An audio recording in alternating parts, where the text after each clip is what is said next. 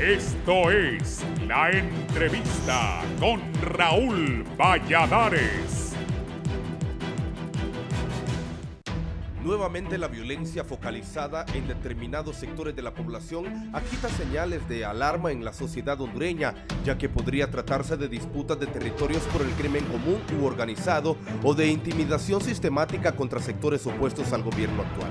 El episodio sangriento más reciente sucedió el domingo anterior en el municipio de Villanueva Cortés, donde 4 personas fueron masacradas por desconocidos vestidos a la usanza militar, fuertemente armados, que bajaron a las víctimas de un taxi para después asesinarlo.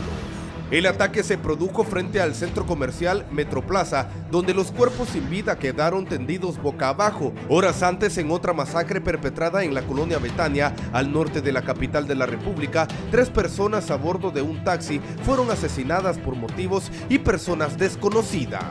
Desde el pasado mes de enero, autoridades de la Secretaría de Seguridad y Defensa realizan operaciones para blindar diferentes barrios y colonias denominadas zonas calientes de Tegucigalpa, Comayagüela y de la capital industrial del país, a fin de evitar más muertes violentas en las principales ciudades de Honduras. La Secretaría de Seguridad y de Defensa informaron que con esos operativos se busca poner una tranca a la escalada del crimen organizado y ante la sospecha de que los homicidios y masacres se deben a enfrentamientos entre maras y pandillas. Voceros de la policía aseguran que una disputa interna de la pandilla 18 es la que provoca más muertes en Tegucigalpa, aunque las 6 masacres suscitadas hasta el 13 de enero, donde 22 personas perdieron la vida, son menores en relación al año pasado. Reportes de inteligencia en manos de la Secretaría de Seguridad muestran que muchos de los homicidios múltiples registrados en los últimos días fueron por ajustes de cuenta o peleas de territorio para la distribución y venta de narcóticos.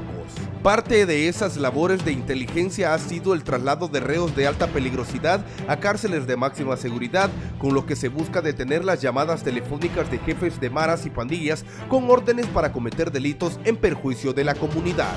Luis Suazo, subsecretario de Seguridad, señaló que se han intensificado operativos de seguridad y vigilancia en lugares donde se han presentado las diferentes masacres. Agregó que se van a priorizar casos de masacres para investigar, juzgar y castigar a los autores y así dar un mensaje disuasivo y neutralizar a bandas criminales en confrontación.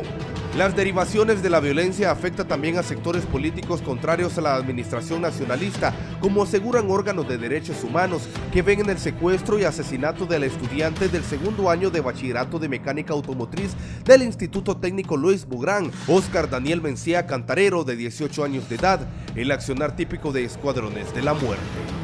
Mencía Cantarero, un líder natural con fama de excelente estudiante, desapareció el pasado martes 29 de octubre y apareció sin vida el 1 de noviembre. Era muy activo en organizar protestas de estudiantes que en los últimos meses han exigido la renuncia del gobernante hondureño. El domingo anterior, Gilberto Ríos, dirigente del Partido Libertad y Refundación Libre, denunció en las redes sociales el asesinato del estudiante Leonardo Daniel Castillo Lagos, de 25 años de edad, en Trujillo, Colón, miembro del movimiento estudiantil universitario. A finales del mes de octubre, Manuel Zelaya Rosales, coordinador general de Libre, denunció que el veterano periodista y subcoordinador de ese partido en la zona de La Mosquitia, Buenaventura Calderón Ramírez, fue asesinado por desconocidos junto a su esposa, Maribel Calderón Bolián, en Puerto Lempira, gracias a Dios. De igual forma, Zelaya Rosales denunció la semana pasada la desaparición por 27 horas del reconocido dirigente magisterial Jaime Rodríguez, cuyo cuerpo fue lanzado a las aguas del río Choluteca con señales de tortura y una profunda herida en la garganta, de la que milagrosamente sobrevivió.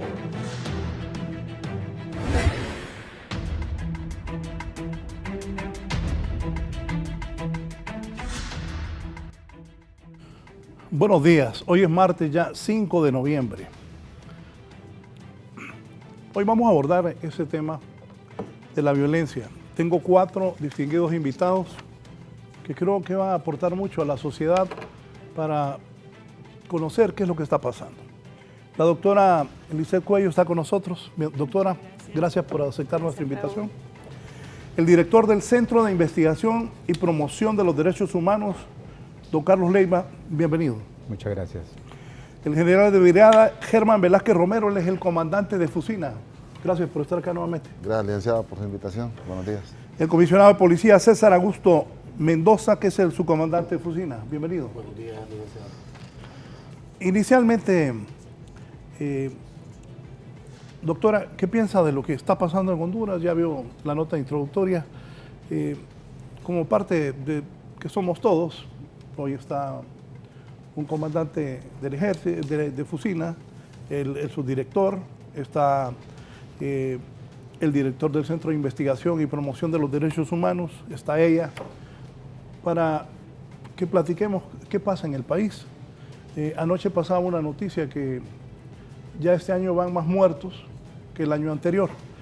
Es lamentable para todos, no solo para el gobierno, sino que para todos los hondureños, esta situación que estamos viviendo. Iniciamos con la doctora. Bueno, muchas gracias. Realmente usted la pregunta inicial dice, ¿qué está pasando? Y esa es la gran interrogante que tenemos todos los ciudadanos y las ciudadanas hondureñas, porque realmente la situación que estamos viviendo es muy lamentable. Estamos contra la vida, un Estado que debería, por definición, proteger y defender a sus ciudadanos, parece haber caído en un estado de incapacidad para precisamente brindar esa protección. Es muy lamentable, reitero, sobre todo para las familias que al perder a sus familiares quedan en lutos, con dificultades económicas, y de todo este entorno familiar, los niños, las niñas y los jóvenes. Esta situación afecta directamente a ellos y no hay mecanismos de protección, no hay interés, digámoslo así, porque como dice un dicho, lo que está a la vista no necesita lentes. Los niños y las niñas y los jóvenes son las principales víctimas. Ya conocemos, ya se nos ofreció un resumen de las estadísticas y los últimos hechos. En lo que va del año, 54 masacres, en la que la mayoría de los afectados son jóvenes, hombres, de familias de economías medias o pobres. Entonces, realmente contestar esa pregunta tiene respuestas complejas, pero más allá de la respuesta, nuestro reclamo es, como ciudadanos, ¿qué vamos a hacer? La violencia genera violencia. Eso es lo que nosotros lamentamos. Toda medida de control de violencia, que es violencia, no nos está llevando por ninguna buena senda, y es evidente. Don Carlos Leiva, en CIPRODE, ¿ustedes qué piensan? ¿Qué estadísticas manejan? Bueno, muchas gracias, señor Valladares, por invitarnos acá y por poder aportar a este problema que tenemos. Mire, nosotros vemos la violencia como la capacidad que tiene una persona o una institución de generar daño, ya sea autoinfligido, ¿verdad?, generando graves situaciones psicosociales y generando también daños físicos y emocionales en las personas. Entonces nosotros llevamos, por ejemplo, lo último que ha ocurrido acá, tenemos el caso de Wilfredo Jesús Moncada, un niño de 17 años, Darlene Dionisio Funes, una persona de 21 años, estudiante del Jesús Mía Selva, Lesbin Daniel Ávila Caballero, estudiante de Luis Pográn, Evelyn Noel Corea, estudiante del Instituto Técnico de La Paz, Oscar Daniel Mencía Cantarero, estudiante de Luis Pográn, Leonardo Daniel Castillo, que usted lo mencionaron acá en el noticiero. Y bueno, aparte de todas las personas que han muerto o han fallecido víctimas de la violencia que se da en nuestro país, mire, la situación del país es tan grave porque estamos experimentando todos los tipos de violencia que se pueden dar. Cuando le digo, nosotros vemos tipo de violencia política, políticos contra políticos, ya sea de manera interna. Nosotros vemos la violencia ejercida desde la fuerza militar y policial, ¿verdad? Esa es como decimos, la violencia autorizada prácticamente por el Estado. y refrendada por las mismas instituciones. Nosotros vemos la violencia jurídica cuando vemos que no se ejerce la justicia en contra de las personas que así lo demandan. Nosotros vemos la violencia social, ¿verdad?, que es la que este empobrecimiento al cual se ven sometidas las personas, la lleva al crimen y a la delincuencia común. Pero nosotros también vemos la violencia del Estado, que es podríamos decir la peor violencia, la que impide que las personas tengan acceso. Entonces, esta forma de violencia para nosotros es muy delicada. En lo que va de este año, nosotros vemos la violencia a nivel de las comunicaciones, la violencia en las mismas iglesias, cuando engañan a las personas y no plantean la verdad, porque la verdad, la falta de la verdad es un tipo de violencia. Cuando nosotros sometemos a un pueblo a la mentira y al engaño, realmente la estamos sometiendo a un tipo de violencia muy grave. Entonces nosotros vemos que cuando vemos inclusive a nivel de periodistas, desde el 2001 hasta esta fecha son 81 periodistas. Este año han matado 4 periodistas, abogados han matado un sinnúmero de abogados. Entonces, y para nosotros, esta es la peor forma de ejercer poder, porque la violencia solo se puede ejercer desde el poder. Entonces, hay un futurólogo que plantea los 3 pilares fundamentales del poder, ¿va? Entonces, ¿qué es el poder económico? Es la violencia bruta, así, y es el conocimiento. Entonces, el peor ejercicio de poder que puede manifestarse en un gobierno y en sus autoridades es aquel que es ejercido desde la violencia. Entonces, y eso es lo que estamos experimentando aquí. Ya no tenemos salida, y lo que vemos es que cada vez que este gobierno se mantenga, lo que vamos a seguir experimentando es mayor violencia. Eso es lo que nos indica la tendencia, porque aquí dejó, digamos, cuando no pueden con sus afines, por ejemplo, suelta dinero. La noticia de ayer, ¿verdad?, donde a los militares se les asignan 4.000 millones de lempiras para ejercer acciones en el agro, ¿verdad?, personas que no están realmente orientados sus competencias a eso. Entonces, ¿por qué se orienta este dinero? Mire, cuando la violencia es la forma de ejercer poder, se genera violencia de parte de los otros, y esto no es infinito. Cuando se reparte dinero, el dinero se acaba, tampoco es finito. La mejor forma de ejercer poder que debemos de tener todas las personas, ya sea desde la casa hasta donde nos corresponda trabajar, es desde el conocimiento, es desde el saber. Entonces, este es un llamado que se le hace, porque si no nos vamos a terminar entre nosotros mismos. Esta es realmente ya, como dicen, una olla hirviendo. Entonces, si no lo pueden ver las personas que están en esta posición de poder, ¿quién lo va a poder ver? ¿Qué es lo que los está nubilando? ¿Qué es lo que está detrás? Entonces, para nosotros, como una organización que trabajamos los derechos humanos, es esencial que la sociedad se percate y se dé cuenta de lo que realmente está pasando. Hay un ejercicio de poder equivocado. General Germán Velázquez y el comisionado César Augusto Mendoza, ¿ustedes cómo ven la situación? Sí, bueno, buenos días, licenciado, nuevamente.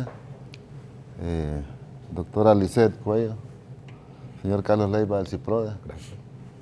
Comisionado Mendoza, la verdad que es un honor para mí compartir este escenario con ustedes.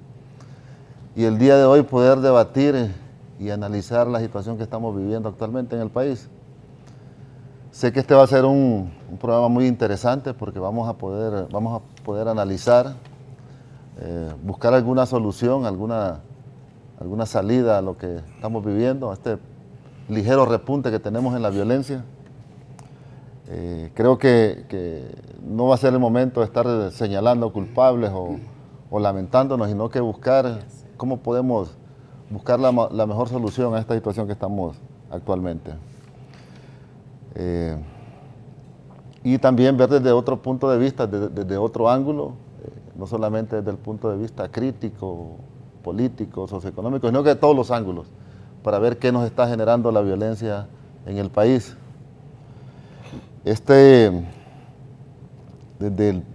Y creo que les voy a hablar desde como comandante de Fusina, creo que es importante y lo vamos a ver desde el punto de vista de seguridad de todas estas instituciones que conforman esta gran fuerza nacional. Así que creo que este programa va a ser muy bueno. Vamos a nosotros también llevar los resultados de lo que pueda salir aquí para poder mejorar lo que estamos haciendo.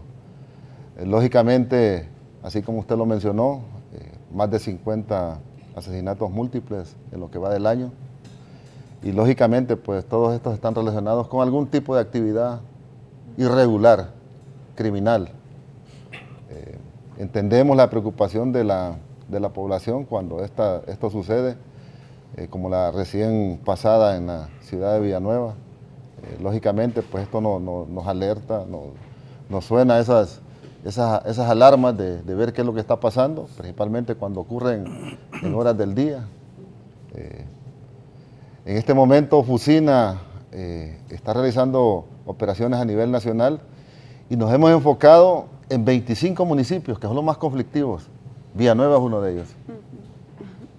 Choloma, Francisco Morazán, con la ciudad capital, Tegucigalpa, San Pedro Sula, Progreso, para mencionarle algunos. Entonces nosotros no los hemos quedado de brazos cruzados, hemos identificado este problema y estamos atacándolo. Definitivamente no es fácil, debido a la complejidad de la amenaza que tenemos. Sabemos que estas organizaciones criminales manejan muchos recursos, tienen mucho poder, así como nosotros tenemos estrategias para poder confrontarlos, ellos también tienen sus estrategias para evitarnos y evitar las acciones que estamos realizando. Así que, de parte de Fusina, permítame decirles que estamos haciendo un trabajo arduo. Se requiere no solamente la cooperación de los órganos del Estado, sino que también otros actores. Como usted bien lo mencionó, esta violencia no solamente viene de la parte criminal, sino que también hay otro tipo de violencia que es generado por diferentes actores, y creo que hoy vamos a identificarlos y vamos a ver y vamos a darle a conocer a nuestra población nacional que no solamente a base de fuerza, de fuerzas de seguridad, de orden público, vamos a controlar esto, sino que también debemos de buscar otro tipo de soluciones. Así que, licenciado, un honor estar con usted y sé que hoy va a ser un día muy productivo. Sí, gracias, comisionado César Augusto Mendoza. Bien, muy buenos días, licenciado Raúl Valladares, distinguidos invitados. Igualmente es un honor para nosotros el poder estar aquí con ustedes. Creo que la intención de todos los que componemos las instituciones del Estado es buscarle solución a los problemas, como muy bien dijo mi general Velázquez.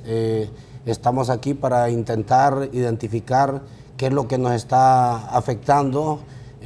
Nada más decirles que Fusina, con todas sus instituciones, tenemos un altísimo compromiso, una gran preocupación, pero no solamente eso, sino que día con día, noche con noche, estamos intentando buscar cuáles son las operaciones policiales militares, igualmente identificar cuáles son los problemas exógenos que igualmente están afectando esta leve intensidad de incidencia criminal, que no solamente es exclusiva de Honduras. Reciente acabamos de ver una noticia lamentable que sucedió en el hermano país de México, pero sí, ustedes deben saber que nosotros estamos bastante interesados en lograr que en nuestro país haya paz y tranquilidad. Estamos haciendo lo humanamente posible. Tenemos la obligación como autoridades del Estado para tratar de buscar las medidas que nos permitan poco a poco ir logrando esa paz y buena convivencia entre los hondureños, para que igualmente venga el desarrollo. Como criminólogo, igualmente quiero decirles que estamos identificando cuáles son las causas que están provocando esta leve superación en la cuestión de delitos contra la vida, pero que estamos con la fe, con la convicción de que en la medida en que vayamos empoderándonos poco a poco con las operaciones últimas que estamos llevando a cabo, estaremos cerrando este año tal vez no superando lo del año pasado, pero manteniéndonos, considerando que hay otra cantidad de problemas, no solamente de índice criminal, sino también de índice social, y que nosotros pues estamos buscando las formas y las maneras de lograr la paz y la convivencia que merece el pueblo hondureño. Doctora. Sí, como reitero, es sumamente complejo los tipos de violencia, las causas, los mecanismos de contención, de protección, de prevención, que en este caso ya estaríamos hablando de una prevención terciaria, porque el hecho está, las estadísticas denuncian un incremento insostenible. En el 2018, por ejemplo, aproximadamente 2.032 homicidios, y en lo que va ahora mismo, de enero a agosto, 2.614 homicidios. Vuelvo a lo que realmente nos interesa, el efecto de la violencia en los diferentes ámbitos. En el ámbito familiar, la violencia doméstica. Lamentablemente, ahí hay un espacio no abordado apropiadamente en el que se está generando violencia, y como bien decía don Carlos, la violencia se ejerce desde el poder. Es el que tiene el poder, el que tiene la capacidad de ejercer violencia. En el ámbito familiar, ¿quién tiene el poder? Y ahí, ¿qué situaciones de violencia se dan? Nuestro tema en el ámbito familiar es la protección de los niños y las niñas para sufrir violencia, pero también las consecuencias de aprendizaje conductual en la familia. Si la violencia es el mecanismo de educación que estamos viviendo en ese ámbito, pues el reflejo es evidente en el resto de la sociedad. En el ámbito escolar, la violencia en la escuela. Escuelas que carecen, y eso es violencia, de condiciones apropiadas para hacer de ella el mejor lugar donde los niños y las niñas quieran estar. Escuelas destartaladas, diríamos en un buen español, sin recursos materiales, pedagógicos, y ahí se ejerce violencia. En la comunidad misma, todos estos hechos violentos afectan al conjunto comunitario.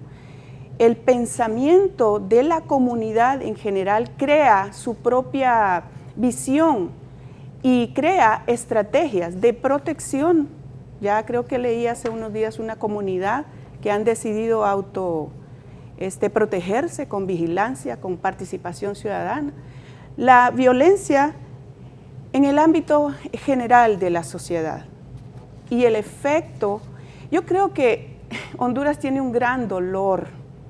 La familia hondureña está adolorida.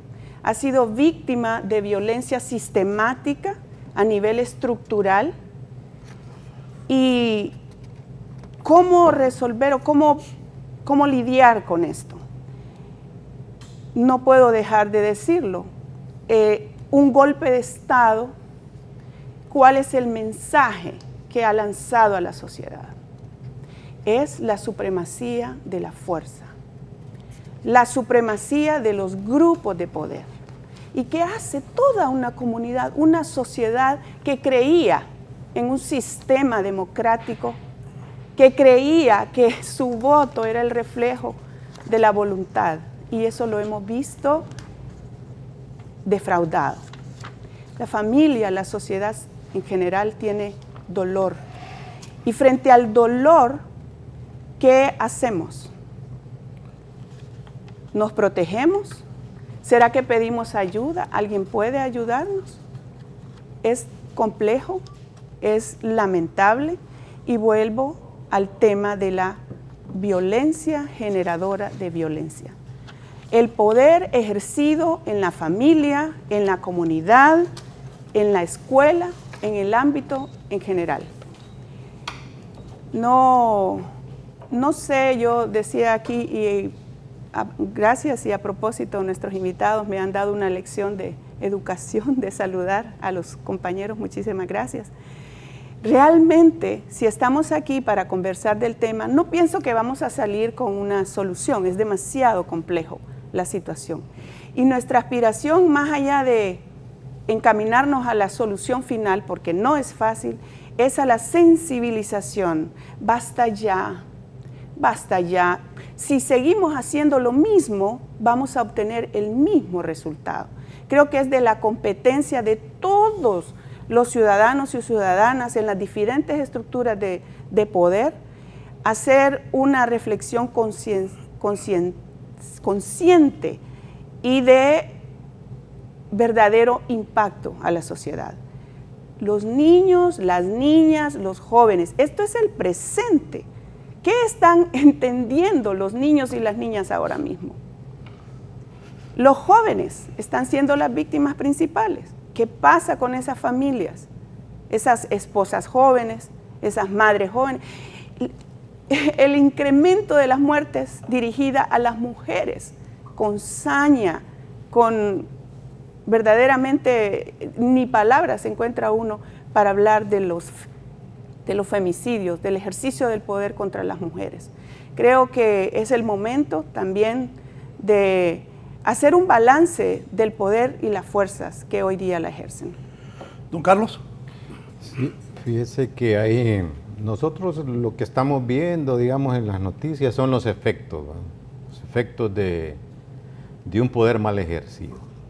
Entonces, les puedo poner de ejemplo la cantidad de suicidios que han habido este año. Eso es tanto infligirse violencia a uno mismo, pero uno dice ¿por qué? Hay niños hasta de 5 años que se han suicidado. Entonces eso significa abandono, significa que personas por el despojo que se ha dado en nuestro país han tenido que irse y han tenido que dejar a sus hijos y a sus hijas a merced de qué. En este caso, de quienes ejercen poder. Hay una cuestión bien importante que es de considerar. Nosotros ya somos personas mayores y hemos vivido ciertos procesos de cambios de poder. Y antes lo que mandaba era el poder económico en nuestro país, el que ha sido desplazado por un poder financiero. Poder financiero que realmente el que determina las cuestiones como están acá. La gente dice, bueno, ¿por qué este régimen no cae? ¿Va? Es bien claro, se hace el análisis uno porque está sostenido por ese poder. Y ese poder ya no precisa de obreros, ya no precisa de campesinos, precisa de tecnologías y de otras cuestiones, inclusive para hacer las transacciones y todo ese tipo de cuestiones. Es bien importante reconocer, y entonces hay espacios como este y otros que algunas veces son el segundo poder. El hombre aquí pertenece a ese segundo poder. Y si ese poder que tiene no lo ejerce con conocimiento y con sabiduría, entonces una empresa de este tipo va a contribuir a generar más violencia. ¿Comprenden? Entonces, no es raro que algunos medios también contribuyan a eso, porque son el segundo poder. Miren, los políticos han pasado allá la cola. Si realmente los políticos son los utensilios que utiliza el poder, que tiene el poder acá. Entonces, nosotros debemos de comprender cómo es que está la línea. Entonces, a nivel de movimientos sociales y a nivel de lo que pasa, algunas veces no se hace una buena lectura. ¿Va? Y entonces la calle y las mismas formas de lucha creen que así vamos a poder cambiar las políticas públicas, porque las políticas públicas son las que pueden reorientar, si son indilgadas o orientadas a los grupos que necesitan más, que precisan más. Pero ¿qué es lo que pasa aquí? Todas las políticas públicas están orientadas a quien está acumulando ya demasiado dinero. Entonces aquí hay una distribución injusta. Y eso, cuando aquí vemos una distribución injusta, es otro tipo de violencia. Exageradamente injusta. Claro. Y creo que los que tienen más no se dan cuenta. Claro, y quieren más. Entonces ese es un tipo de violencia enorme, porque usted las personas que necesitan de una pastilla, que necesitan de una inyección, van a un hospital o no está la persona, el médico, no está alguien. Entonces, esas son cuestiones terribles. La gente que no tiene un mendrugo de pan o una tortilla que llevarse a la boca. Entonces, nosotros vemos en la Boca Calle que ya no solo son niños los que están ahí, son personas adultas las que les están quitando ese espacio de rebusca a estos niños y a estas jóvenes. Entonces, generalmente la violencia se ejerce contra el que menos poder tiene. Entonces, la violencia social se comienza a evidenciar y se comienza a ver de esa manera. Entonces, el oficial, ¿verdad?, puede pasar tranquilamente y usted va a ver que de repente entre soldados, entre los más débiles, ejercen su propia violencia. Entonces, entre pandillas son la violencia, porque es un tipo de violencia social. Pero, ¿cuál es la causalidad? La violencia tiene múltiples causas, pero la violencia del Estado, esa es la peor. Y en una situación como esta, a lo que nos quieren llevar es al miedo, es al temor, ¿verdad?, de ejercer, de poder andar por la calle. Eso es terrible. Eso es terrible para todos nosotros, que no tengamos espacio. Eso es terrible también para los que tienen dinero, porque no tienen espacio, se cierran sus espacios. No tenemos espacios de libertad en los cuales podamos ejercer nuestra humanidad de una manera amplia. Entonces, todas estas cuestiones nosotros debemos realmente procurar cambiarlas, pero ¿cómo? E insisto, esto es desde el conocimiento y desde la sensibilidad social que puedan tener las personas que ejercen el poder, ¿verdad? Porque nosotros vemos ejemplos, ¿verdad?, de hijos de exmandatarios, de familiares de exmandatarios que pudieron vivir tranquilamente. ¿Y a dónde están? La ambición es tan terrible que ¿a dónde los tiene? Entonces, eso es falta de sabiduría, eso es falta de saber. Entonces, ¿qué es lo que nos está pasando? ¿Va? ¿Qué le puede pasar a nuestros hijos, a nuestros hermanos, a nuestros seres más queridos? Entonces, y eso se precisa de ciertos recursos, se precisa de un trabajo digno, ¿va? Y para que podamos desarrollar y que este país realmente sea lo que todos nosotros queremos, porque yo no creo que haya un hondureño o una hondureña que no quiera que este país realmente desarrolle y crezca. Hay algo que está ocurriendo en todos nosotros, ¿verdad? Porque en cualquier espacio queremos generar violencia, ya sea la violencia verbal o un montón de cosas. No somos realmente fraternos, no somos realmente, como que estamos perdiendo nuestra humanidad, nuestra parte humana. Y eso sí que nos está haciendo mucho daño. Estamos perdiendo todos esos espacios, ¿eh? Entonces, personas que son involucradas en cualquier tipo o acto de violencia, como les digo, bueno, debiéramos de pensar en nuestros hijos, debiéramos de pensar en nuestras madres, debiéramos de pensar en los seres que más queremos, en nuestras amistades, porque ya parece que la vergüenza la estamos buscando a saber aún. Totalmente de acuerdo. General Velázquez y comisionado Mendoza, comentarios sobre lo que ellos han dicho y también qué se sabe, cómo se explica las recientes masacres sucedidas tanto en la zona norte como aquí en la capital del país. Bueno, inicialmente voy a hacer un comentario con lo que la doctora dijo, señor. Bueno, creo que nosotros aquí en este panel somos de la generación X.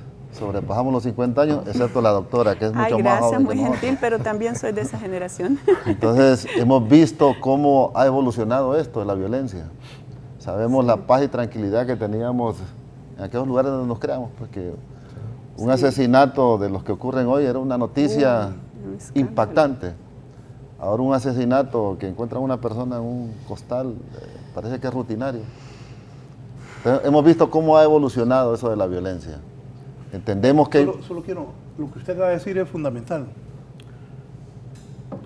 De verdad, parece que estamos acostumbrados a ver muertos. Ya no es algo que en la generación de nosotros no pasaba. Ok, entonces el punto mío es que esta generación a la que nosotros pertenecemos, ¿seremos nosotros los culpables de esta violencia? ¿Será estas ayudas que tienen hoy la juventud, internet, novelas violentas que vienen de otros países y nos traen violencia? Como usted muy bien lo dijo, la violencia no solamente es matar a alguien, hay otro tipo de violencia, le falta algo a alguien, es violencia. Pero creo que en el momento que se debió tomar, no se tomaron las acciones que correspondieron. Recordemos la época que vivimos en el área centroamericana cuando estaban aquellas guerras internas, países vecinos, Guatemala, El Salvador, Nicaragua, inclusive en nuestro país. La cantidad de armas que nos quedaron aquí en el área centroamericana, muchas personas dicen que fueron 5 millones de armas que quedaron aquí flotando y que están ahí en el ambiente. Y por eso encontramos AK-47, RPGs, armas antitanques, cualquier cantidad de armamento. Las maras y pandillas. Cuando esto comenzó, parece que no le pusieron mucha atención. Y esto se creció de una manera descontrolable. Ustedes pueden ver en este momento esta Fuerza Nacional Antimaras y Pandillas que todos los días captura miembros de estas estructuras criminales. En este momento nosotros tenemos los líderes de estas estructuras en una cárcel de máxima seguridad en Támara. Creo que los medios de comunicación fueron a ver las condiciones en que están, respetándole todos los derechos que ellos tienen, pero están alejados del mundo prácticamente. Ellos no tienen forma de cómo comunicarse para emitir órdenes y estar generando muerte en el exterior.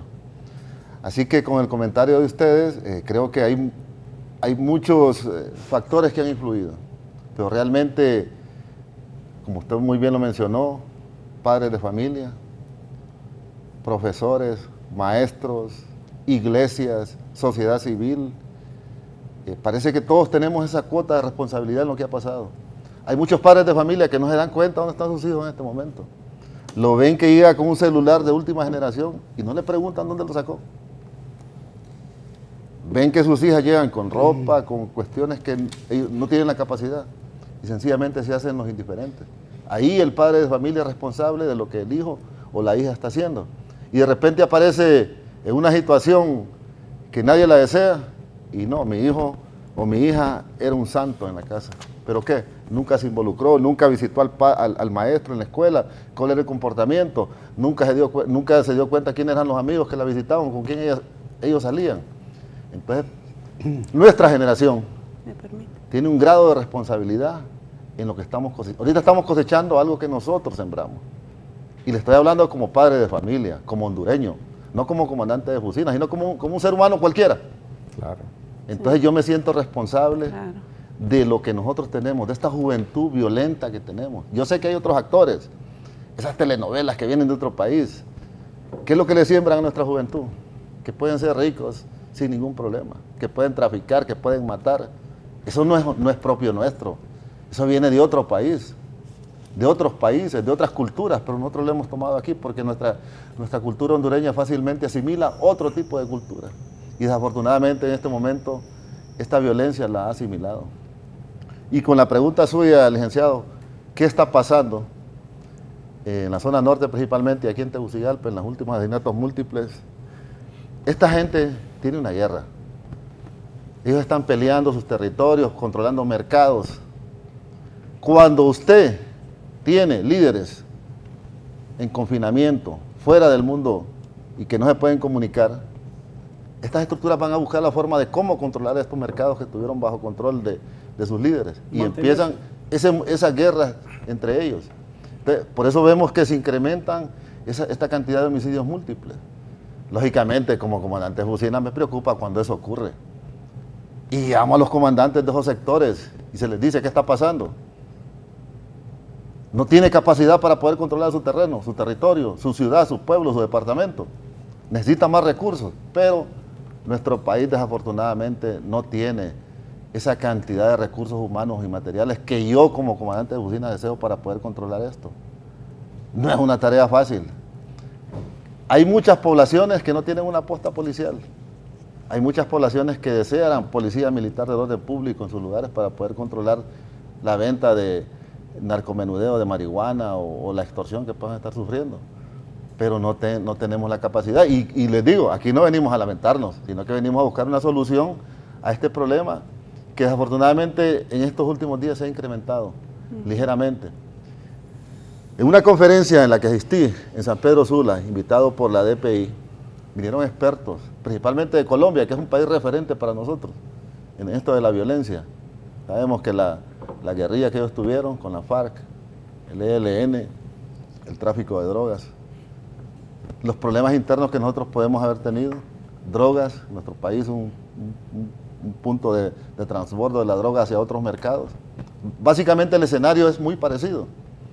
Entonces vinieron ellos y nos dijeron, miren, Honduras ha hecho un excelente trabajo. Bajar de 86 homicidios por cada 100.000 habitantes a menos de 40 o cerca de 40 es un logro muy importante. Pero va a llegar momento en que ustedes se van a estancar, ligeramente van a subir o van a bajar. Pero en este momento estamos experimentando lo que ellos dijeron. ¿Por qué? Porque estas estructuras criminales también tienen su forma de operar, sus estrategias.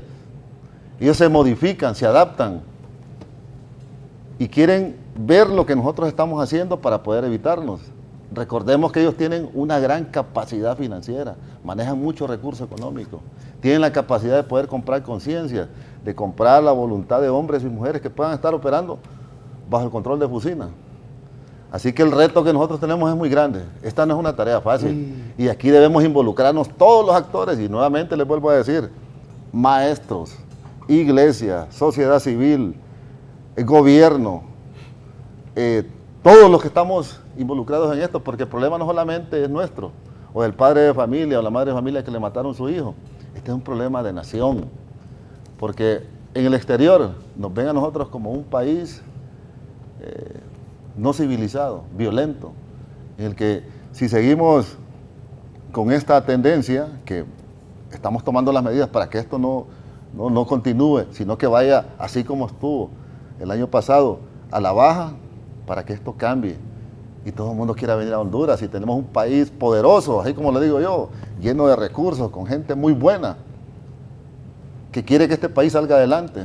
Desafortunadamente hay muchos factores que nos están haciendo que no salgamos adelante y se mezclan políticos, económicos, religiosos, de violencia, culturales. Entonces, creo que aquí debemos unirnos todos, como país, como catrachos que queremos este país y queremos lo mejor para que salir adelante y poder salir de esta situación. Comisionado. Sí, licenciado Raúl Valladares, yo creo que mi general Velázquez ha sido bastante explícito en la situación que verdaderamente está ocurriendo en el país. Yo escuchaba a la doctora Lisset sobre las estadísticas que ella maneja.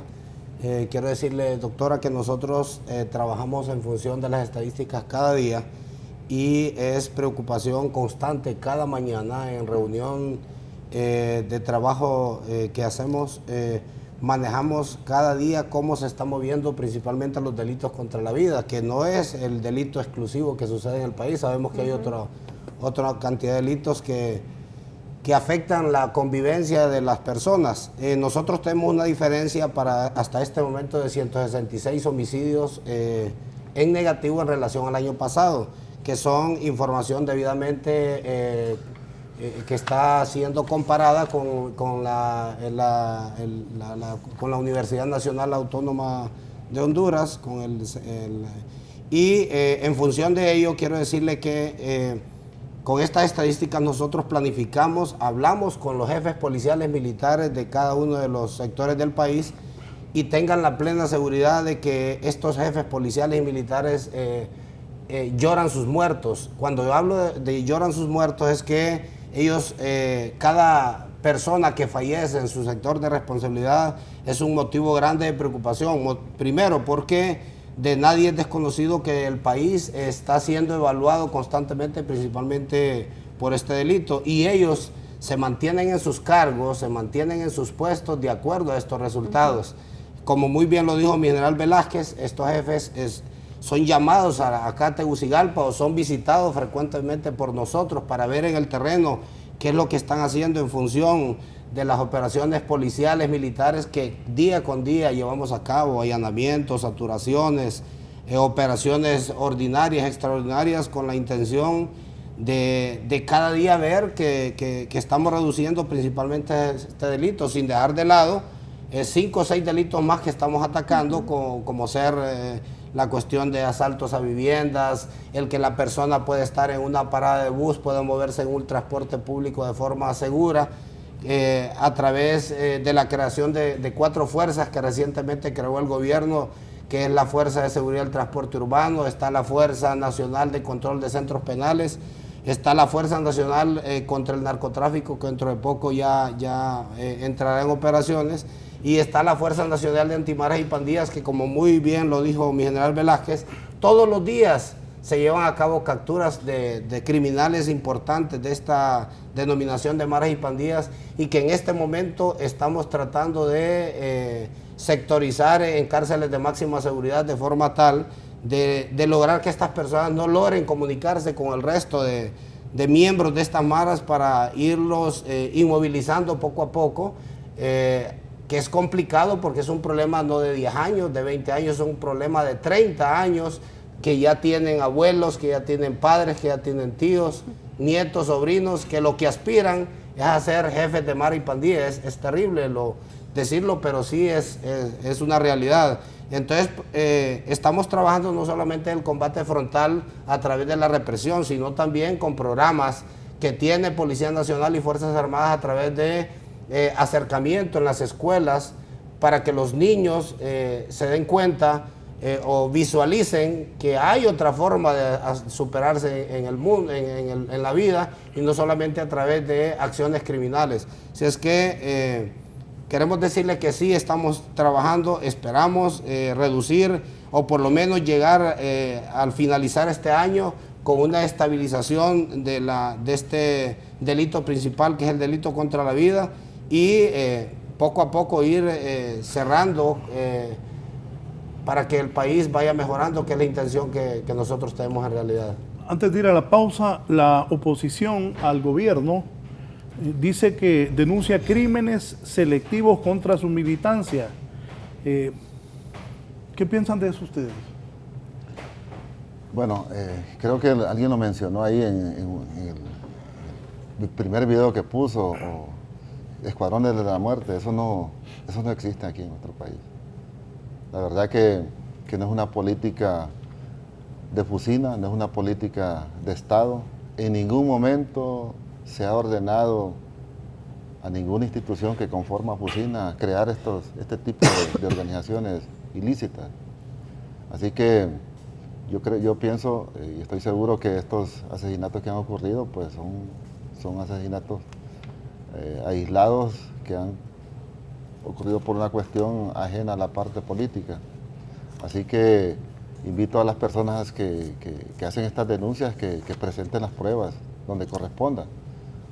Y lógicamente nosotros, si hay algunas organizaciones criminales que están actuando al margen de la ley, nosotros vamos a proceder como corresponda, como Fusina, pero no es una política nuestra. En ningún momento yo como comandante de Fusina recibo una orden de crear este tipo de escuadrones. Es totalmente falso. Comandante, ¿qué base tiene la oposición para asegurar que se trata de crímenes políticos?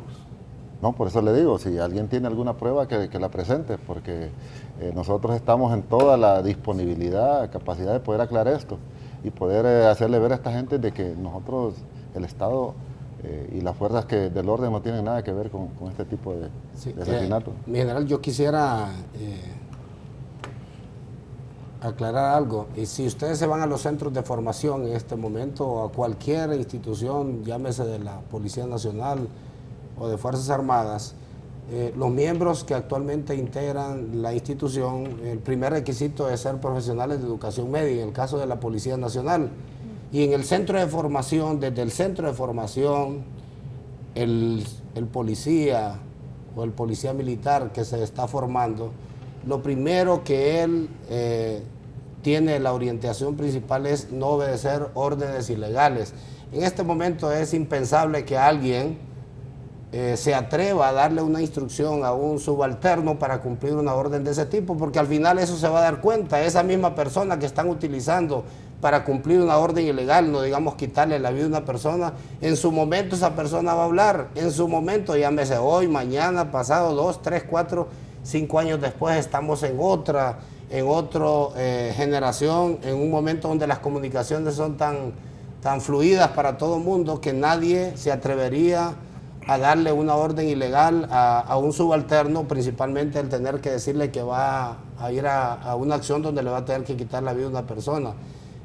Como muy bien lo manifestó el señor comandante Fusina, hay que presentar las pruebas porque nadie está por encima de la ley, y tengan la plena seguridad que nosotros estamos cumpliendo con la ley, en el marco de la ley, y no, es decir, combatir el delito con la ley y no con otro delito, porque al final eso se va a revertir, seguro que se va a revertir. Tal vez solo quisiera comentar algo relacionado con lo que usted comentaba, valga la redundancia general. Mire qué interesante su apreciación respecto a la familia, y yo por la descripción que usted hace me ubico en las familias pobres o empobrecidas, en donde usted comenta que llegan con un celular o con algo que su economía no permitiría normalmente tenerlo y que somos indiferentes a eso. Yo también trasladaría esto a los grupos de poder económico. Cuando las familias de poder económico tradicional también llegan y cuentan a sus familiares que les salió bien el negocio, que ganaron más de lo que deberían de ganar, que tienen cooptado, por decirlo así, el Estado, en negocios con el Estado. Y estos empresarios también llegan a la casa contando y beneficiándose del buen negocio que realizaron. Entonces, ¿por qué nos focalizamos en la familia pobre que llega con, como decía usted, con un mendrugo de pan extra, y no focalizamos también, porque eso es parte del problema que tenemos, que las familias de poder económico también están tolerando entre sí, dentro de sí, la deshonestidad, la falta de honradez en los negocios que están realizando. Entonces, veamos, hagámonos conciencia, pongamos las cartas sobre la mesa. No se trata de que los pobres acusamos a los pobres. Esta es una sociedad en donde hay diferentes estratos.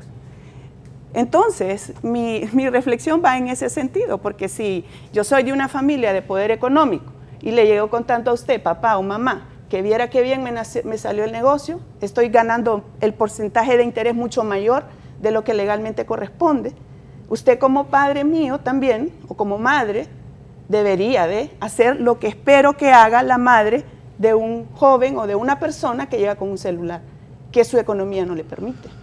No, totalmente. Solamente quería comentar eso porque realmente es complejo, ¿verdad? Totalmente de acuerdo con usted, doctora.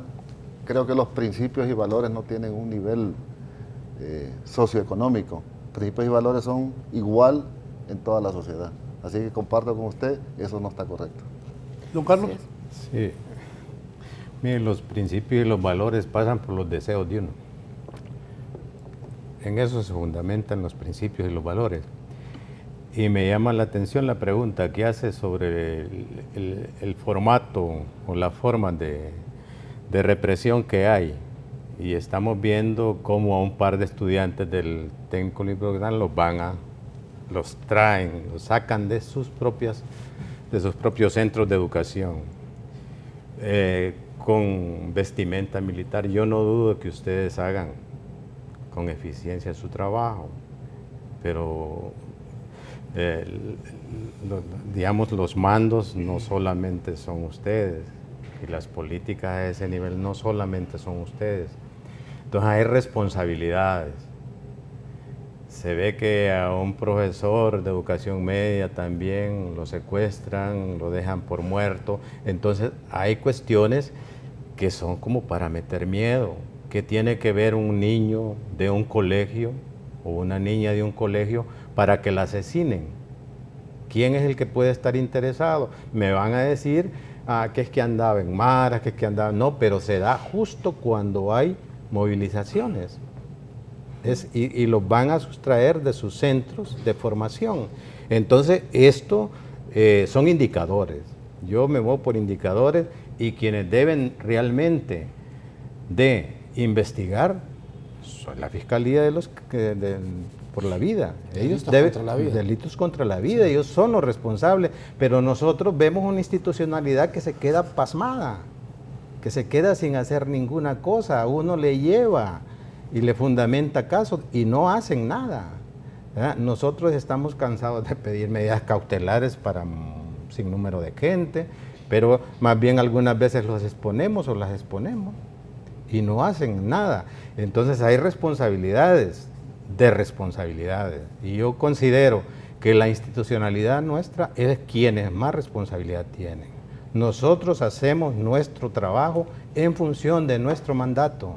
Nosotros trabajamos en derechos humanos y mi mandato es ese, ¿verdad? Trabajar en función de eso. Yo no ando criticando, yo ando procurando por la vida y el bienestar de la gente. En eso es que ando.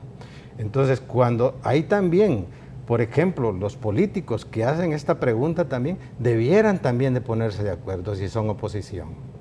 ¿Verdad? Si son oposición, debieran de hacerlo y fundamentar su oposición, ¿verdad? Pero algunas veces también no lo hacen como corresponde. Entonces yo no estoy hablando, pero sí hay un cambio en la forma en cómo se están ejecutando a muchachos y a muchachas. Y entonces... ¿Cómo un cambio? Bueno, que vayan a traer, que sustraigan a 2 estudiantes de un colegio con vestimenta policial, cubiertos con la cara, a vista y paciencia. ¿Ah? Y entonces que plantearon de que iban a haber policía fuera de los colegios, que iban a cuidar a los muchachos. Miren, nosotros mismos sabemos cuál es y tenemos conocimiento de cómo están funcionando las cosas en los colegios porque nos van a plantear.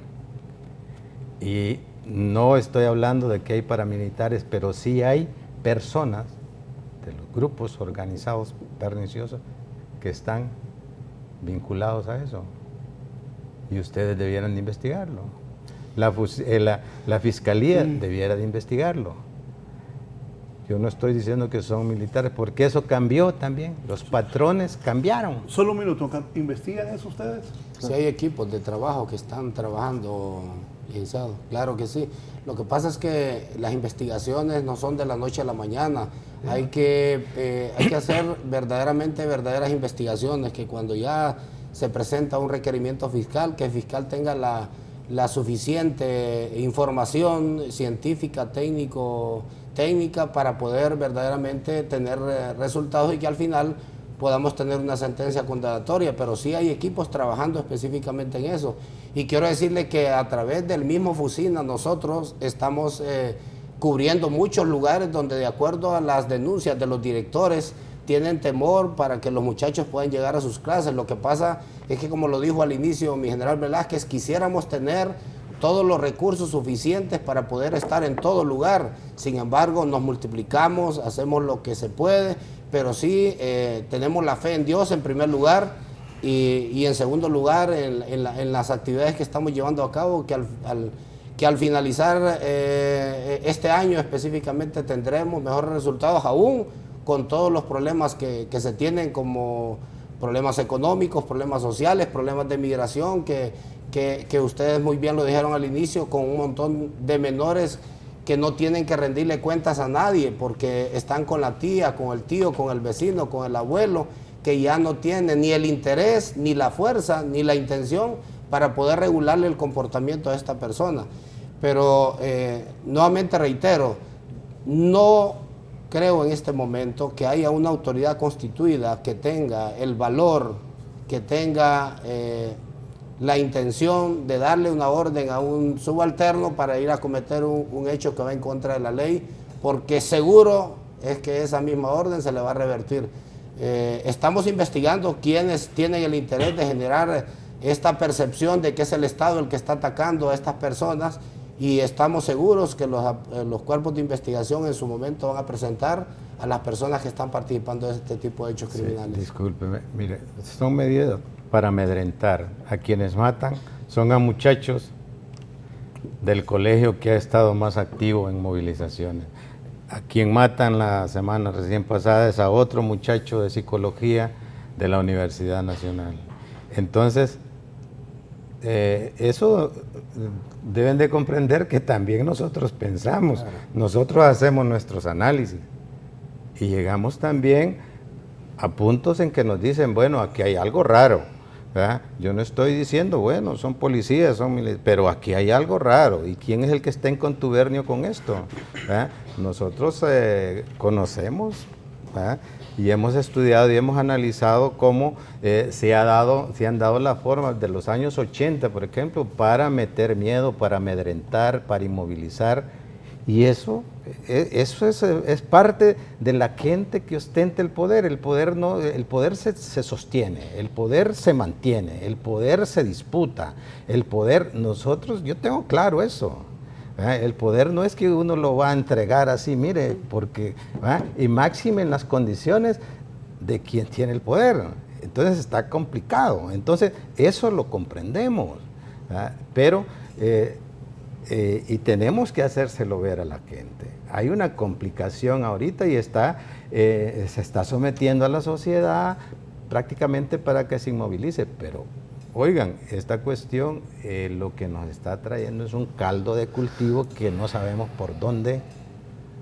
Ayer lo decía un analista, ¿verdad? Y del Partido Nacional. Miren, esto cuando reviente, ¿verdad? Sabemos quiénes están armados, quiénes tienen todas las cuestiones a su favor, pero no se trata de eso, se trata de la desgracia de un país, ¿verdad? Se trata de eso, se trata de la desgracia de un país. Entonces, eso es lo que estamos viendo. ¿Por qué realmente, ¿verdad? Cualquiera diría, bueno, que las cosas sigan así, que revienten por lo más delgado, pero ¿a quién le conviene? A ustedes, a nosotros, a la empresa privada, a la gente que está trabajando, a nadie. Claro. Entonces, ¿a quién le conviene? Entonces, es como dicen, de ser sesudo, de ponerse a reflexionar. Yo no tengo nada en contra de policías y de militares, trabajo con algunos, pero... Permítame, voy a hacer una pausa.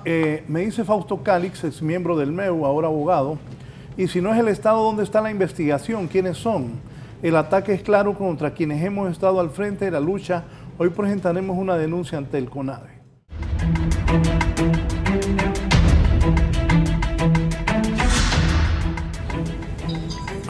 Bien, continuamos. Aquí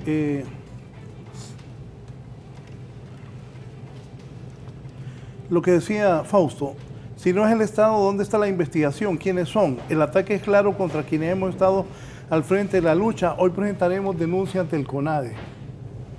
¿Qué piensan de eso? No, que presente las denuncias donde corresponda. Lógicamente nosotros vamos a hacer el trabajo que debemos hacer con este tipo de denuncias y hacer la investigación que corresponda. ¿Cómo se analiza el asesinato de Magdaleno Funes en la cárcel de máxima seguridad? Mire, este es un caso que todos sabemos las implicaciones que tenía Magdaleno pues en el juicio de Tony Hernández y todo lo que la Fiscalía de Nueva York mencionó alrededor de la libreta que se le encontró. Entonces, él había prácticamente planteado a través de sus abogados, no lo digo yo, el eminente peligro que corría ahí. Y era responsabilidad específicamente del Estado proteger la vida de esta persona. En las cárceles pueden haber cualquier tipo de criminales, algunos inocentes, otros realmente perpetradores de delitos, pero la obligación del Estado es protegerlos. Y ahí nos sorprende cómo salió ese video tan rápido. Significa que hay, dentro de las mismas autoridades hay cierto contubernio. Y como les digo, son cuestiones que deben de ponernos a nosotros a pensar, pues, ¿verdad? ¿Qué es lo que está pasando en las cárceles estas de máxima seguridad? A mí me ha tocado visitar a personas que nos los piden para que vayamos. A nosotros nos dejan y nos permiten entrar y nosotros vemos las condiciones de los prisioneros. Pero, digamos, a este señor se ve que lo matan con saña, pues lo matan con alevosía y lo matan en presencia de policías, pues de penitenciarios. Entonces, ¿cómo nos explicamos esto? ¿Cómo es tan fácil entrar a una cárcel, armas, y poder perpetrar un crimen de esta magnitud dentro de esta cárcel? Y además es una persona que está vinculada con, bueno, prácticamente con el mandatario de este país. Entonces, es una cuestión que nos preocupa, ¿verdad? Porque ya estamos llegando a niveles de violencia prácticamente insostenibles, pues, porque si desde estos niveles se promueve este tipo de crímenes, entonces ¿en qué estamos? Para mí, miren, como les digo, todo es amedrentar, todo es meter miedo. Nosotros tenemos personas que están luchando por bienes comunes, como los de Guapinol, y están en cárceles de máxima seguridad, ¿verdad? Nosotros estamos viendo que el despojo al que se está sometiendo a las comunidades de agua, oiga bien, que le quiten el agua a las comunidades es un acto de violencia terrible. Entonces viene una minera, viene cualquier empresa de esas enormes y quiere despojar. Entonces a mí hasta me da, miren, yo soy bien, ¿verdad? Y me disculpan, pero a mí me da sospecha que ahora a las fuerzas militares las quieran mandar al campo. No es solo por darles dinero o más, porque de repente la tasa esa de seguridad se está agotando, ¿verdad? Y hay que darles dinero, ¿verdad? Porque así se precisa y así lo demandan. Entonces, ¿pero por qué vamos al campo? ¿Con qué objetivo? ¿Es realmente que van a desarrollar el campo o es para meter más temor en el campo? Porque se están dando condiciones de despojo, y no de parte de ustedes, sino de despojo de empresas, de grandes empresas. Y entonces, ¿cómo es que se toman este tipo de medidas? Entonces, para nosotros es preocupante. Se está, como dicen, cubriendo todo el territorio, y todo lleva, si nos ponemos a analizar, un sentido: meternos miedo. Entonces la oposición ustedes la van a ver ahorita letargada, y tiene razón, porque hay violencia. Hay violencia. Nosotros mismos tenemos que tomar medidas, y todo el mundo tiene que tomar medidas sobre la seguridad personal, porque no hay quien nos pueda proteger. Entonces, y lo vimos en esta cárcel, pues. Este hombre estaba bajo la seguridad y custodia del Estado. Doctora. Me hace reflexionar lo que comentaba aquí el general y el oficial, que dice: nadie en este momento se atreve o tiene la potestad de emitir órdenes para hacer algo, un acto que infrinja la ley. Lo que me hace reflexionar es, porque usted mismo dice, porque tarde o temprano a esa persona que están utilizando va a hablar, va a denunciar. Entonces la preocupación, sin ser tan demasiado inteligente, es que, ¿qué está pasando ahora con la muerte de este señor? ¿Será que esta cadena que usted dice, nadie puede dar órdenes? Alguien dio una orden a alguien, ese alguien habló y hoy está muerto. Solamente como para reflexionar, pues, que realmente es complicado, es complejo, y como bien dice usted, llama a la reflexión. El análisis que se hace es a partir de hechos concretos, no de elucubraciones, de hechos concretos que se están viendo. Si el análisis está inadecuado o si todavía le faltan elementos, los más beneficiados para que todo se esclarezca serían las competencias del Estado que tienen autoridad. General. Bueno, totalmente de acuerdo con el señor director de CIPRODE, de que el Estado es responsable por la seguridad de un privado de libertad cuando está bajo control nuestro. Estas estructuras criminales que ejecutaron este asesinato están bien organizadas. Ustedes no tienen la idea, la disciplina que tienen estos delincuentes cuando son parte de estas estructuras.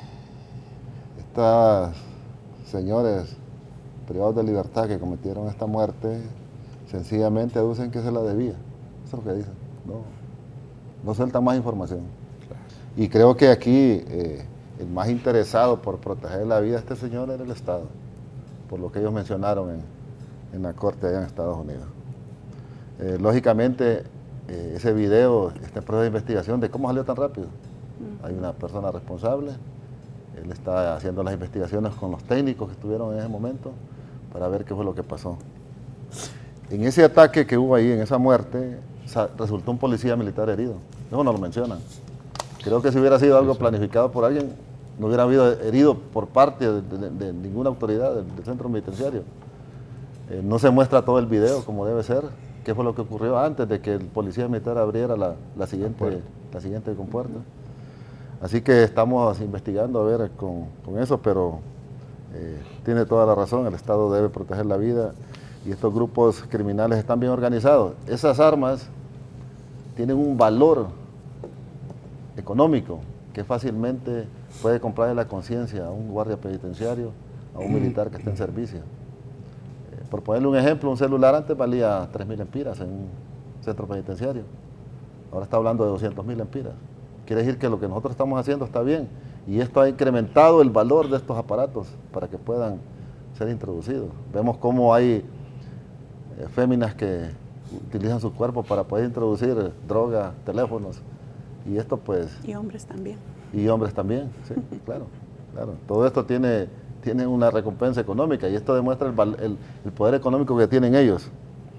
Con lo que usted mencionó de los problemas sociales, principalmente de minas a nivel nacional, yo le puedo dar un ejemplo claro. Yo fui comandante de la 101 Brigada, de la 6ª Región Militar.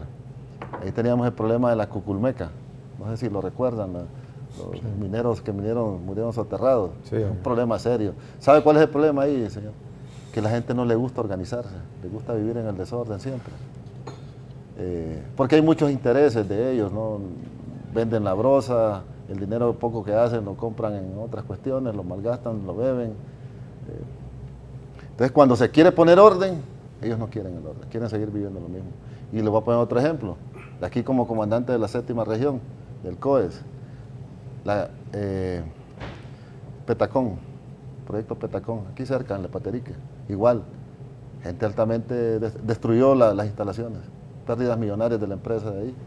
Cuando uno llega a poner orden, no, ellos no quieren orden, quieren el desorden, prácticamente quieren vivir en la misma situación.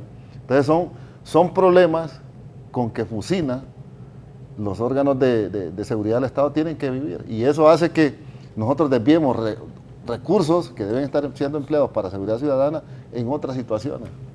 Y con lo último que mencionó usted de por qué las Fuerzas Armadas en este nuevo proyecto, esta nueva misión que se nos ha encomendado, y lo voy a hablar como soldado, es por la credibilidad que tenemos nosotros como institución, por la disciplina, por la organización. Y sabemos que nuestro país es un país altamente agrícola y que está cimentado en eso, muchas familias, millones de personas viven de la parte agrícola. Y sé que el Estado, con esta misión que le está dando a la nueva Fuerza Armada, es una responsabilidad más que nos está asignando, pero nosotros la vamos a cumplir como hemos cumplido todas las tareas que nos han asignado, con ese deber patriótico para poder sacar adelante nuestro país. No es por ningún otro interés de controlar nada, sino que es ayudarle a nuestros campesinos que logren desarrollarse, y eso va a ser con disciplina y organización. Así que eso es lo que le tengo que decirle con respecto a eso. Es una misión más para nuestras Fuerzas Armadas, pero la asumimos con responsabilidad. Voy a presentar lo que ha hecho Fusina para que mis invitados, tanto la doctora Alice Cuello como el director del Centro de Investigación y Promoción de los Derechos Humanos, don Carlos Leiva, lo puedan ver ustedes, yo mismo, y hagamos algunos comentarios. Yo veo que todos los días pasan noticias, detenidos tantos con armas. Bueno, el que detuvieron ahí en Monteverde, una colonia de clase alta en Tegucigalpa, fue impresionante, a todo el mundo le impresionó. Unos extranjeros me comentaban el otro día que cómo vivía ese tipo ahí. Cholo Houston. Sí, el Cholo Houston. Sí. Entonces, esa casa debía costar entre $1,500 y $2,000 el alquiler, y alguien me dijo, es de ellos, me dice. ¿Cuántos millones hallaron ahí? 6 millones. 6 solo para 6 en gastos efectivo, menores, sí. en efectivo. Caja chica. Una caja chica. Caja chica, sí. Pongámoslo de Fusina para que tanto el general como el comisionado nos puedan explicar. Ahí la tenemos. Ah, muy bien, sí. Resultados de Fusina del 2019.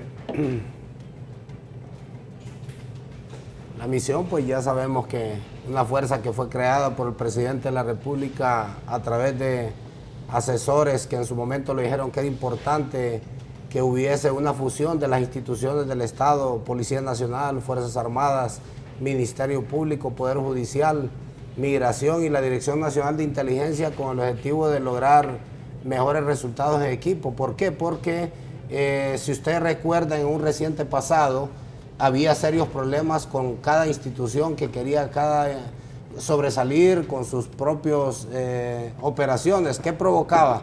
Que al final teníamos sentencias absolutorias porque cada quien criticaba el trabajo del otro. Los fiscales decían que los policías y los militares habían hecho un mal procedimiento. El fiscal, por su lado, aplicaba sus propios criterios. El juez allá no convalidaba lo que hacía el fiscal porque el militar y el policía había hecho mal el trabajo porque no tenía la orientación técnico-jurídica del fiscal. Producto de ello, pues se organizó. Ahí tenemos la distribución. ¿Qué operación es esta?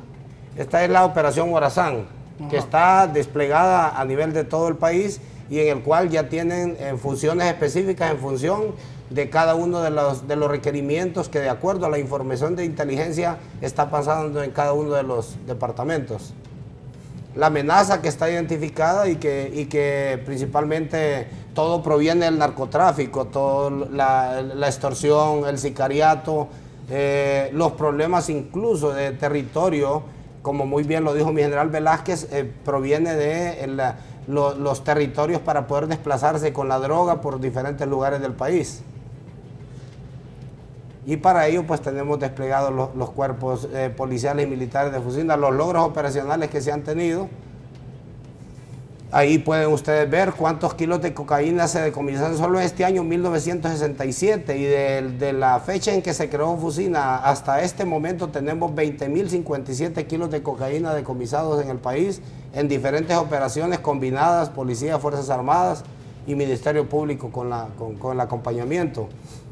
Una gran cantidad de armas, que mi general lo dijo al inicio, 15.228 armas decomisadas en diferentes operaciones en todo el país, producto de los tantos millones de armas que quedaron producto de las guerras regionales y que fácilmente eran cambiadas hasta por cigarros en las fronteras para poderlas ingresar al país. El decomiso de 176.310 libras de marihuana que han sido decomisadas en todo el país en diferentes operaciones, y miren hasta cómo las ubican ya en fardos y en kilos para un mejor desplazamiento. Y 2.952.238 plantas de marihuana en el territorio. ¿Dónde es ese cultivo? Preocupante. Ese en Olancho, ese específicamente que están viendo ahí, es la última decomiso que se dio en Olancho, en una gran cantidad de terreno donde antes se sembraba maíz, frijoles, y que ahora ya nuestros campesinos que han sido mal orientados a algunos lugares están viendo más beneficioso el sembrar marihuana. La siguiente. Mi general. Sí, nuestro país también pues ha estado siendo probado para ver si esta planta de coca se da aquí en el territorio nacional. Hasta el momento llevamos 162.000 plantas de coca destruidas. O sea, ya están sembrando coca. Ya. Bueno, las pruebas lo hacen ver. Siga, por favor.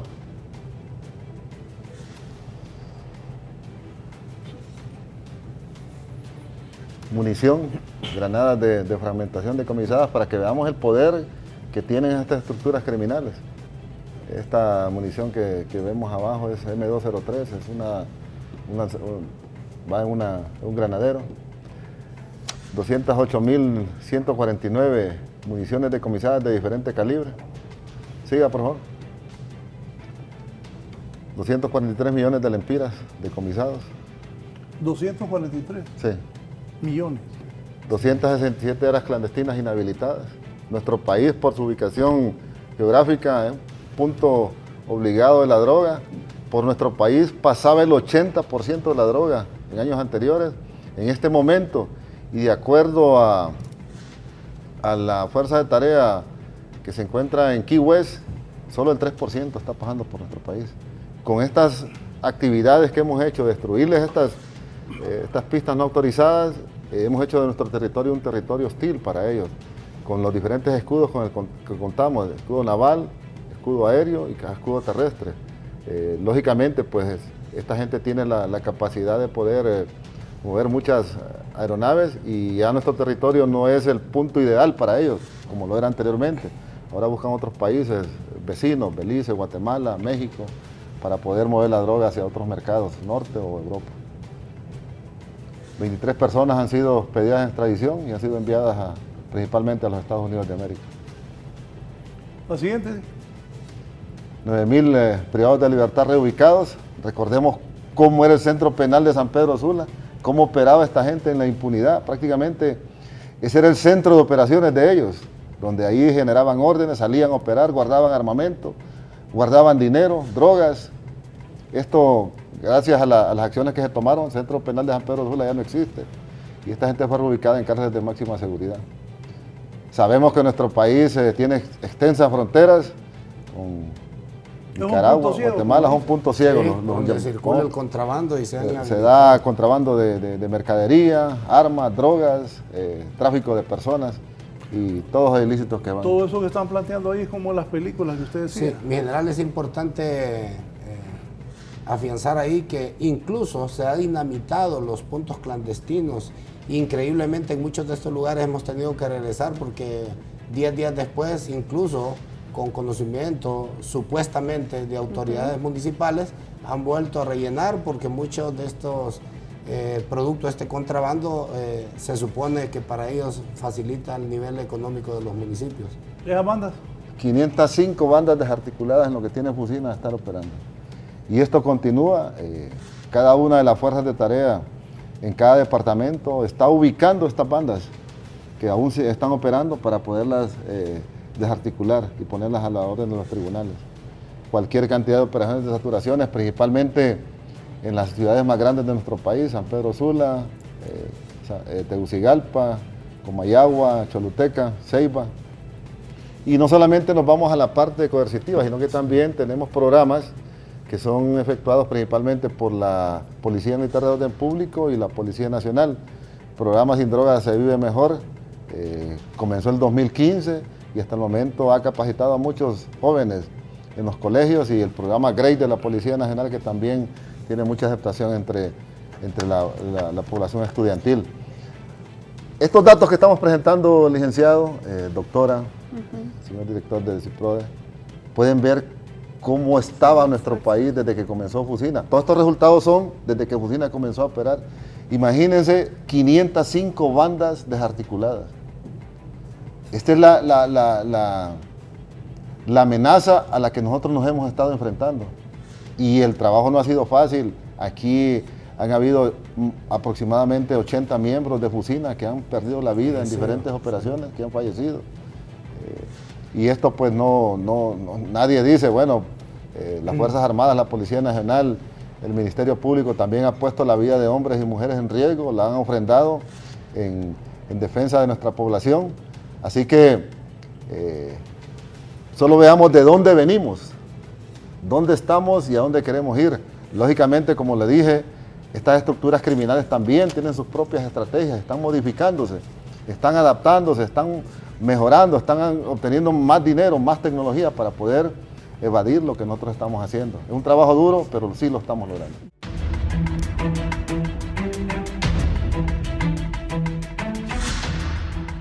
Bien, vamos a las conclusiones. Doctora, ¿qué le dejamos a la población después de este diálogo que ha tenido aquí con las autoridades policiales y militares?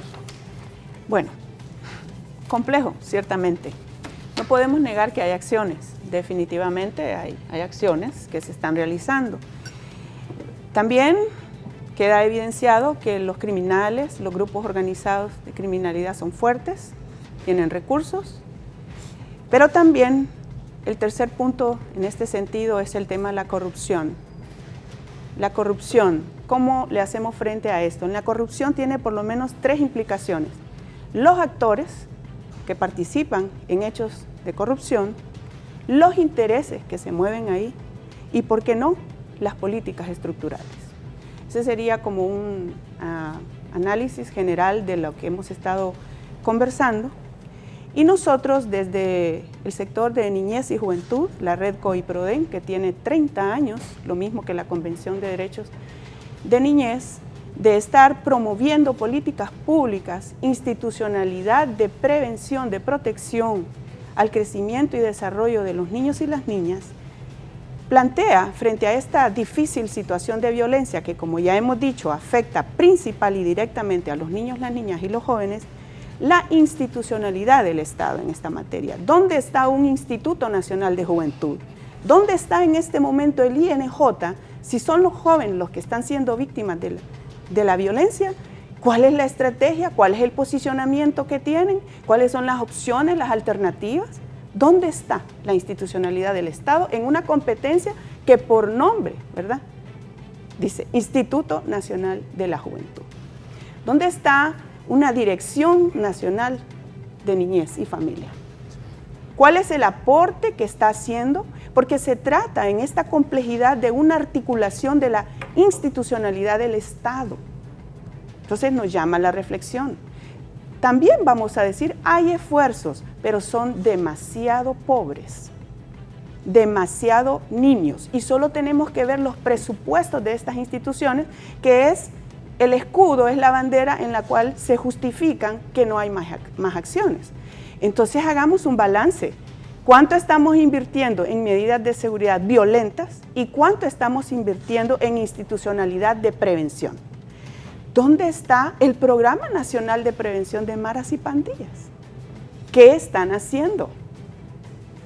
¿Cuál es su presupuesto? ¿Qué personal tienen? Toda esta inversión en seguridad podría y debería y debe, exigimos, se reoriente a las institucionalidades del Estado, porque resulta que entonces, frente a la problemática, van surgiendo programas, proyectos, desde el gobierno, desde la cooperación, desde otros ámbitos, que están sustituyendo la responsabilidad del Estado. Para eso tenemos una estructura institucional.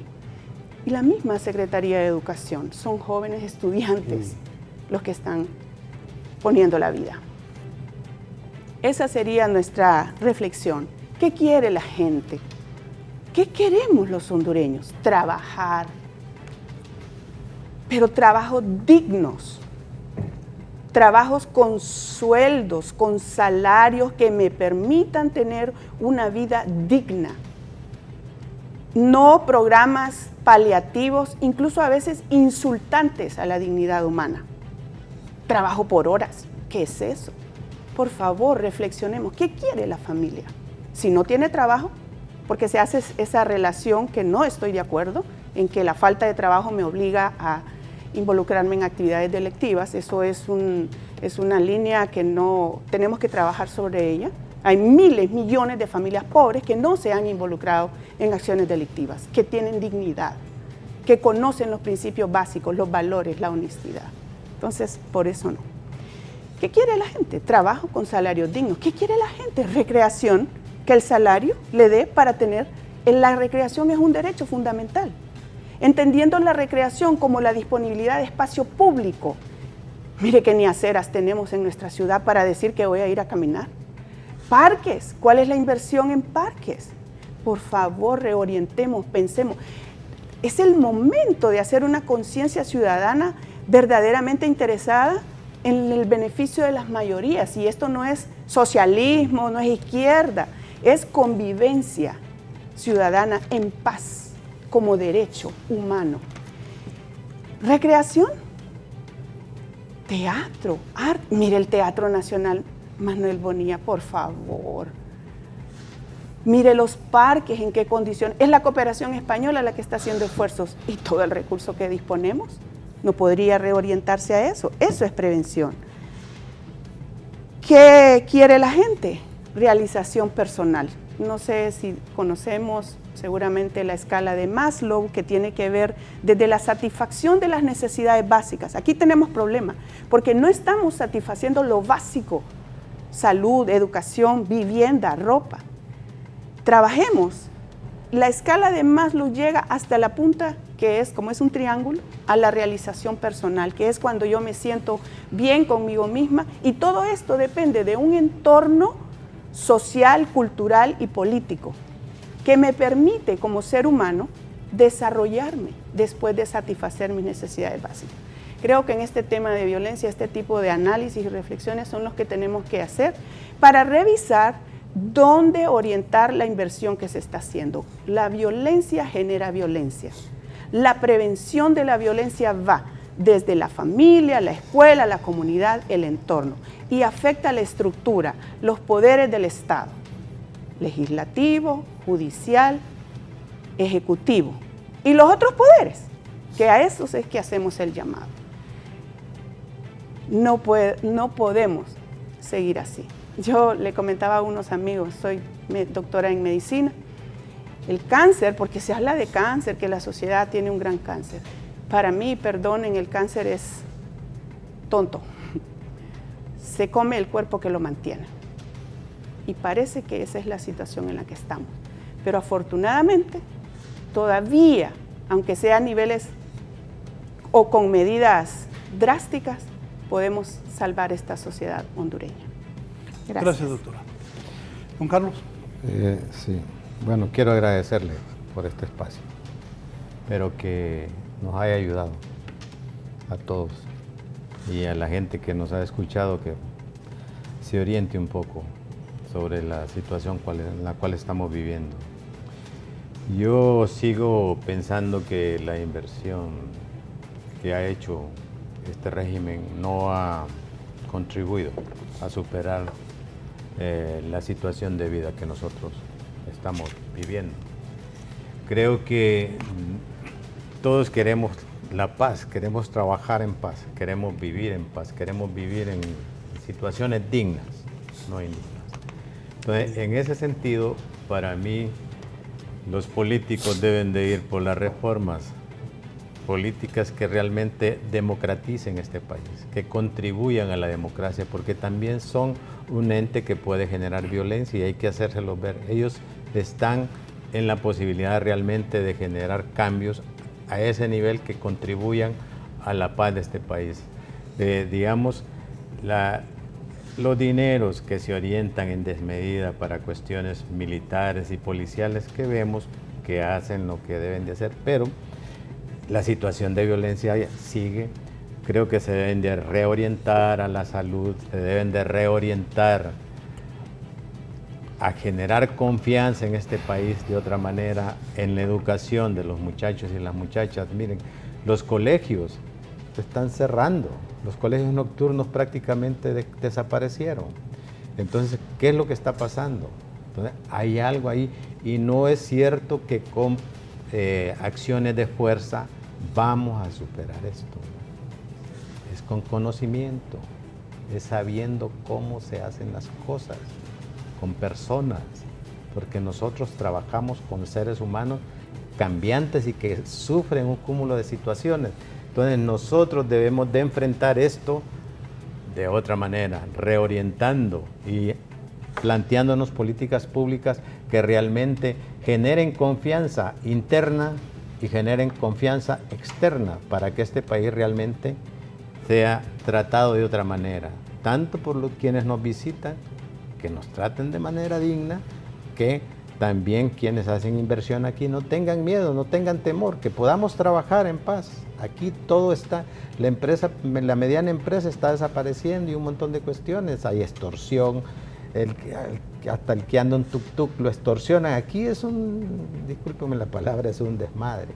Entonces, esto, algunas veces, hay esfuerzos, pero son esfuerzos que se hacen de manera separada, pero no son políticas de Estado, que van orientadas realmente a mejorar la condición de vida de toda la población, de mujeres, de niños, de hombres y ancianos. Entonces, yo llamo a quienes tienen el poder político, económico y financiero, ¿verdad?, y de las armas en este caso de ustedes, para que revisen lo que están haciendo. Gracias. A don Carlos, que es el director del Centro de Investigación de Promoción de los Derechos Humanos de CIPRODE. El comisionado César Augusto Mendoza. Sí, bueno, primero agradecer a Dios que me dio la oportunidad de estar aquí compartiendo con tan distinguidos invitados, a usted, licenciado Raúl Valladares, por estos foros tan importantes para nuestro país, este programa que es, seguro estoy, una gran cantidad de ciudadanos lo están apreciando. Nosotros nada más como Fusina prometemos trabajo, altísimo compromiso, empatía con nuestra sociedad, para al final generar mejores condiciones de vida, de paz y tranquilidad que se merecen nuestros compatriotas. Y pedir pues que Dios bendiga a Honduras y que Dios nos bendiga y nos dé la sabiduría para tener la fuerza y la fortaleza de poder traerle mejores derroteros a nuestro país. Muchas gracias, licenciado. Le agradezco su participación. Vamos a cerrar con el general de brigada Germán Velázquez Romero, comandante de Fusina. General. Licenciado Raúl Valladares, gracias por la invitación. Ha sido un honor para mí compartir con la doctora Lisette Cuello y el licenciado Carlos Leiva del CIPRODE. La verdad que este foro ha sido muy importante para nosotros como comandante y subcomandante de Fusina. Un dato que no mencioné fue que casi el 70% de los homicidios que están ocurriendo a nivel nacional, que fue el dato que usted dio de más de 2.000 muertes, ocurren por convivencia ciudadana. Creo que aquí es de hacerle un llamado a nuestra población, a nuestros compatriotas, de que nada se soluciona por medio de la violencia. Creo que hay instituciones, organismos a las que pueden acudir en caso de que tengan cualquier problema con un vecino, con un familiar. Matando a otra persona no resuelve nada. Y creo que aquí deben de involucrarse las autoridades locales de gobierno, señores alcaldes, gobernadores políticos, para que esta violencia que tenemos entre nuestros ciudadanos disminuya y podamos quitarle ese nombre de que los catrachos somos violentos por naturaleza. No, Honduras es un país de paz, de desarrollo, de buena convivencia, así que el llamado es a eso, pues, de que busquemos la paz. Y lo último, pues, reiterar ese compromiso, licenciado, que tenemos como Fusina, y en nombre de los hombres y mujeres que conforman esta importante Fuerza Nacional, reiterarles ese compromiso y esa conciencia que tenemos de esta misión histórica que nuestro país nos ha encomendado. Y agradecerle a la población esa confianza que tiene ahora en sus fuerzas del orden y pedirles que continúen denunciando. Está la línea de emergencia 911 y la línea 143. Cualquier acción que usted vea, denúnciela. La Policía Nacional, la Policía Militar estarán prestos para apoyarlo. Gracias, licenciado. Gracias. Doctora, un placer. Gracias, igual. Bien, gracias a todos. Los invito a continuar en sintonía de Canal 11. Que tengan un buen martes.